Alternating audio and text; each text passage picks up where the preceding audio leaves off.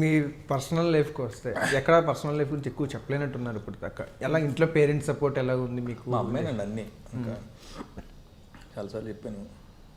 ఇంకా చెప్పడానికి everything is, అంటే నేను ఇవాళ ఇక్కడ రావడానికి, మీ ముందు కూర్చోడానికి, నేను మాట్లాడటానికి, పాటలు పాడటానికి, రాయడానికి, పాటలు రాయడానికి, రైటర్ని అవ్వడానికి, యాక్టింగ్ చేయడానికి, అన్నిటికంటే ముఖ్యంగా నేను ఒక యాక్టర్గా స్థిరపడటానికి, నా ప్రొఫెషన్ యాక్టింగ్ అవ్వడానికి, ఇది చెప్పాను కదా, అన్నిటికీ మా అమ్మాయి కారణం.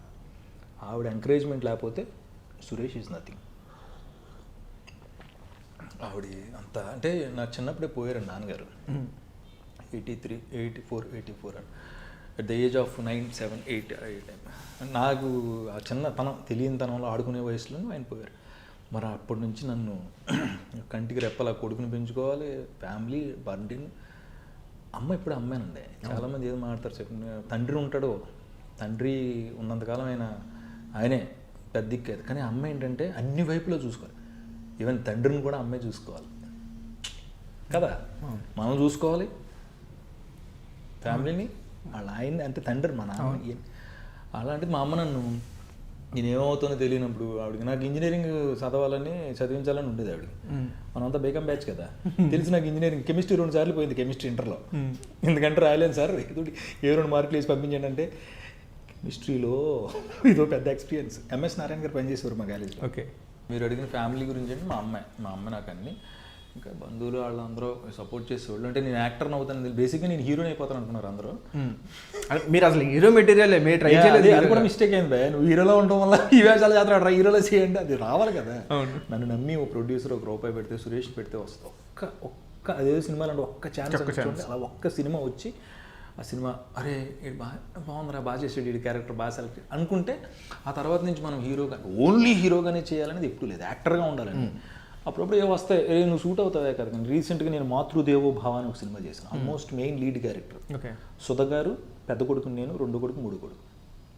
ఆ సినిమా కూడా ప్రివ్యూ మా అమ్మగారికి చూపిస్తే, నాకు బెస్ట్ కాంప్లిమెంట్ ఏదైనా ఉంటే మా అమ్మ ఇచ్చేద్ది. అంటే తిట్టేది అది బెస్టే, మంచి బాగా చేశారంటే బాగా చేస్తుంది. ఈ మాతృదేవో బాబు చూసి తిట్టేసింది.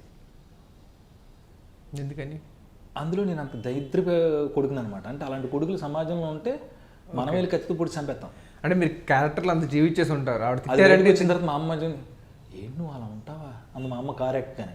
నేను సినిమా ఆవిడతో చూడలా, వేరే డైరెక్టర్ గారు ఏదో కథ చెప్తాను చిన్నదంటే క్యారెక్టర్ కోసం వెళ్ళాను, ఆవిడ కూర్చోబెట్టాను రామానాయుడులో రీసెంట్గా మొన్న.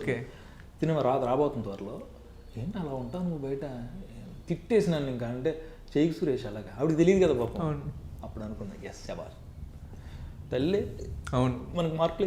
మా అమ్మ మార్కులు వేసింది. కొన్నిసార్లు చెప్పేది, ఎందుకు అలాగా అది చేసావు, ఎందుకు అలాగో ఇంటర్వ్యూలో మాట్లాడుతూ ఉంటావు అంటుంది మా అమ్మ.